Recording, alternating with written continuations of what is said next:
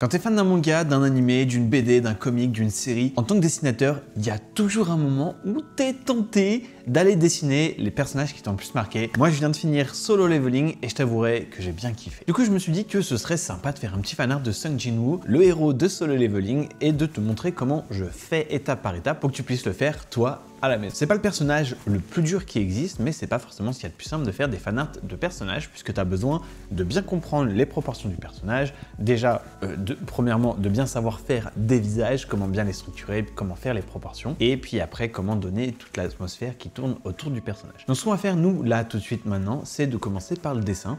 Je vais te montrer comment faire un visage bien structuré, et comment faire pour prendre les traits distinctifs de Sung Jin-woo.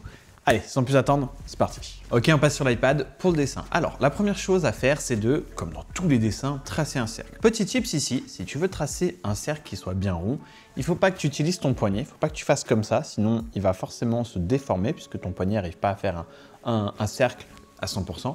Il faut que tu utilises tout ton avant-bras, ton coude et ton épaule, et quand tu fais un cercle comme ça, là, tu es beaucoup plus régulier. Alors, je te montre rapidement l'image de référence que j'ai pour ce dessin. Et comme tu peux voir, son visage, il est de profil. Alors de profil, ce qu'on fait, c'est qu'on trace un cercle à l'intérieur du premier cercle. À quoi sert ce cercle? Il représente le côté plat de ta tête, tu vois. Ici, là, tu as tout l'extérieur. Et là, tu as le côté plat. Donc, c'est à ça qu'il sert. Ensuite, tu vas tracer deux traits qui passent au centre de ton cercle, qui se coupent perpendiculairement. Le premier trait, il va déterminer l'inclinaison du visage. Et le deuxième trait, il va permettre de placer les différents éléments de profil, dont le nez, la bouche, les yeux, etc., etc. Ça va vraiment être la base de tes positionnements. Pour que le visage soit réaliste, il faut qu'il ait des bonnes proportions. Et quand je dis réaliste ici, c'est pas forcément réaliste au sens réel du terme, mais réaliste au sens représentatif du personnage. Et le visage de Sung Jin-woo, lui, il est quand même dans des proportions qui sont assez classiques. Donc, en termes de proportions, on va être sur du 1 tiers, 1 tiers, 1 tiers. Le visage va être divisé en 3 parties. Ces 3 parties sont égales et la mesure de référence va être entre ton trait horizontal et l'intérieur du cercle du petit. Chaque partie représente un élément. La première partie, elle va représenter l'emplacement pour les yeux, la deuxième pour le nez et la troisième pour le menton. Une fois que tu as placé tes repères, tu vas pouvoir tirer une ligne qui part du haut du cercle jusqu'au repère du menton, et ensuite tu vas dessiner une courbe qui remonte, qui va être ta mâchoire. Donc elle va remonter et elle va faire une sorte d'angle droit vers le centre du cercle. Et pendant que tu y es, profites-en pour tracer le cou. Alors le cou qui va partir de juste en dessous du menton et de l'arrière du crâne. Comme chez nous là ici, hop, tac, tac. Maintenant ce que tu vas faire, c'est de dessiner les trapèzes, qui sont cette partie-là du corps, les épaules, et tu vas les faire bien larges, bien étirés, parce que Jin-woo, c'est pas forcément quelqu'un de très musclé en termes de personnage, il n'a pas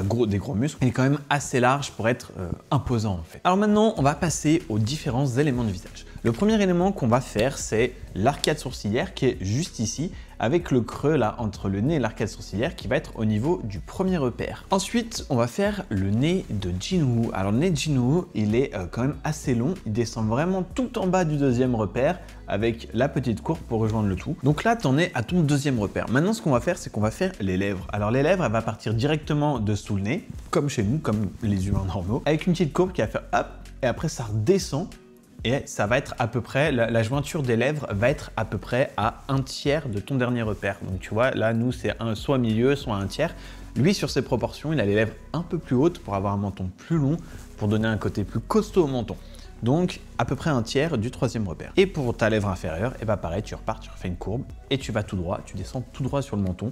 Encore une fois, pour lui donner un côté anguleux, un peu triangulaire, pour un côté un peu plus imposant et menaçant. Pendant que tu es sur le bas du visage, notamment la bouche, dessine le trait de la bouche de Jin-woo. Alors là, on va avoir un trait en courbe inversée, genre vraiment pas content, parce qu'il est pas du tout content sur cette image, donc il faut que ça se voit sur l'illustration. Alors maintenant, ce qu'on va faire, c'est qu'on va placer l'oreille. Alors en tout cas, la base pour l'oreille, ça va être une forme de demi-ovale, là, qui va être juste ici. Et si tu regardes bien dans les proportions, le haut de ton oreille est aligné avec le milieu de ton œil, et le bas de ton oreille est aligné avec ton nez. Donc ça, c'est le repère pour que tu puisses avoir la hauteur de ton demi-ovale. Et ce demi-ovale de l'oreille, il faut que tu le places sur la droite qui est verticale de ton cercle. Juste avant, je te disais qu'il était un peu vénère là sur l'image de référence. Donc ce qu'on va faire, c'est qu'on va dessiner l'œil. Et c'est là où il y a le plus d'émotion qui va être transmise sur Jin-woo. L'œil, il va vraiment être très pointu, très acéré, il va monter va être très triangulaire. On voit son œil, mais la pupille, elle est très dilatée, elle est toute petite, comme s'il était prêt à bondir, tu vois, comme s'il attendait la proie, et là,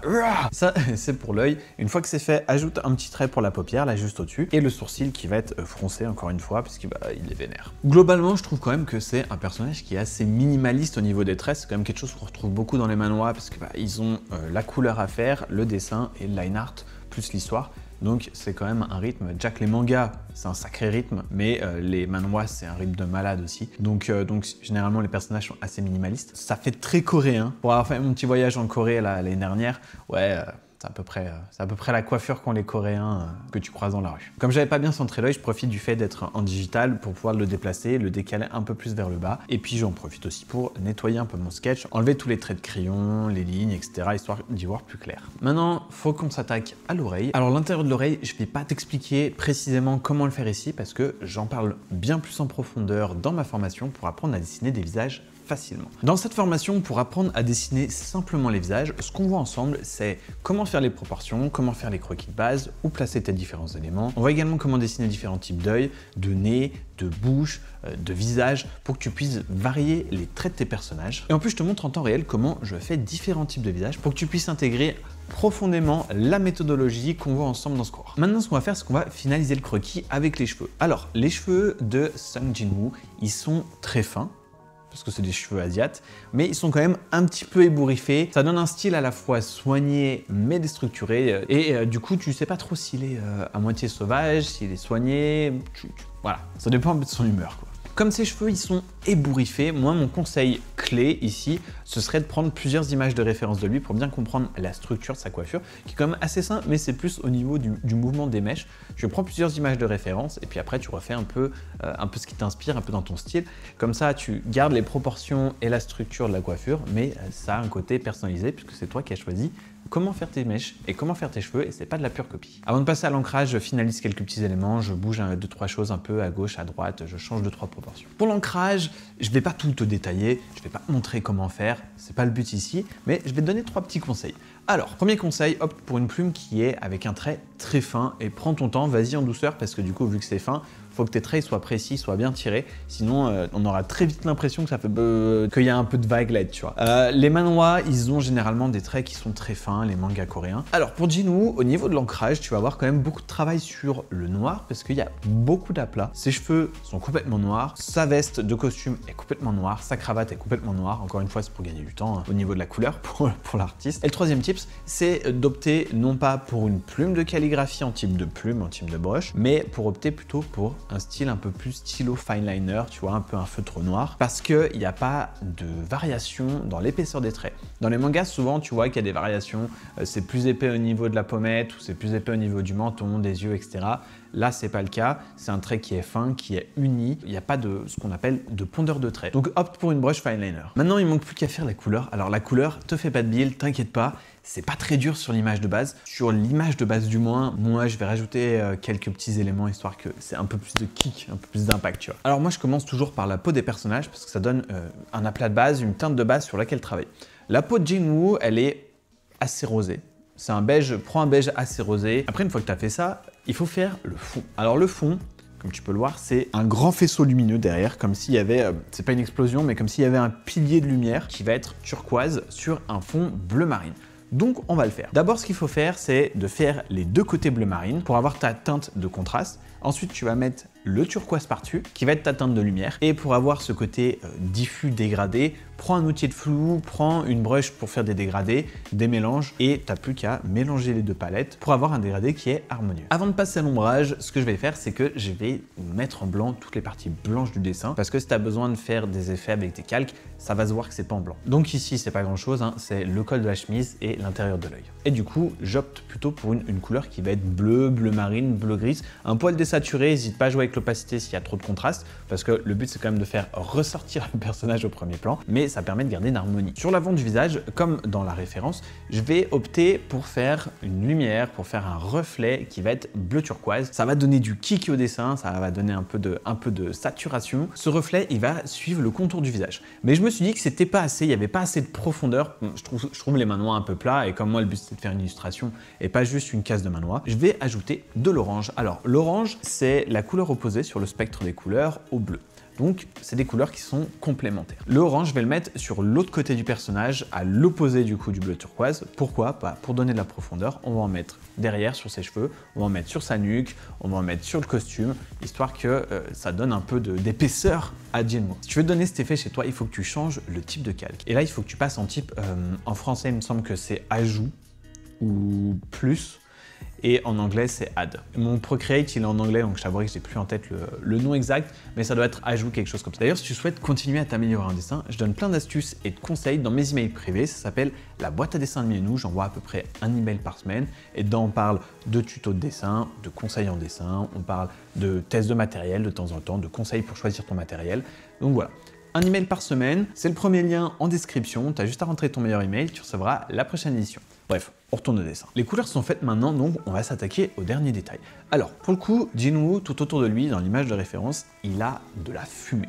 Donc, j'ai de la chance sur Procreate, il y a une brush qui fait un effet fumée, donc je vais l'utiliser. Le petit truc ici, si tu veux donner de l'épaisseur à ta fumée, généralement, moi, ce que je fais, c'est que j'utilise 3 teintes. Je prends une base foncée, que j'applique un peu partout. Je prends une base médium, à peu près, ça peut être un gris ou un gris légèrement violet, pour lui donner ce côté un peu toxique à la fumée. Et je prends une teinte qui est assez claire. Et du coup, tu les appliques à tour de rôle et tu essaies de créer un peu des mini-nuages. Ça fait hop, hop, hop, un peu de ça comme des nuages ou des nuages de coton. Si tu pars de ce principe-là, ça va te permettre de donner pas mal de texture à ta fumée. C'est plutôt ce qu'on cherche parce que généralement, les fumées, c'est assez épais. En tout cas, visuellement, c'est plus joli quand c'est épais. Et la touche finale, c'est la petite brush qui va simuler les gouttes de peinture comme si tu envoyais de la peinture comme ça pour donner un côté un peu particules volantes, flottantes, comme s'il y avait des braises, tu vois, quelque chose qui est en train de brûler. Ça va ajouter un peu de drama hein, à l'image, à l'illustration. Ça va donner un côté sérieux comme si ça brûlait. C'est un peu plus lourd, un peu plus inquiétant, tout en mettant de la profondeur puisque ça, on va les mettre vraiment au premier plan. Donc elles vont même passer sur le personnage, elles vont passer sur Jinwoo pour avoir un premier plan, second plan et un troisième plan en fond avec le faisceau lumineux. Et puis ce que j'apprécie, c'est une toute petite touche, hein, mais ça permet de rappeler la pupille de Jinwoo. Comme ça, on voit les particules d'abord, après on est à tirer sur la pupille et après sur le fond. Et là, on comprend qu'il y a un gros boom qui est en train de se passer. Et voilà, c'est comme ça que tu dessines Sung Jinwoo de Solo Leveling. Petit rappel avant de finir cette vidéo, si tu veux apprendre à dessiner les visages facilement, je t'ai mis le lien là juste en dessous de ma formation, c'est en description. Et puis nous, on se retrouve dans la prochaine vidéo. Tchuss!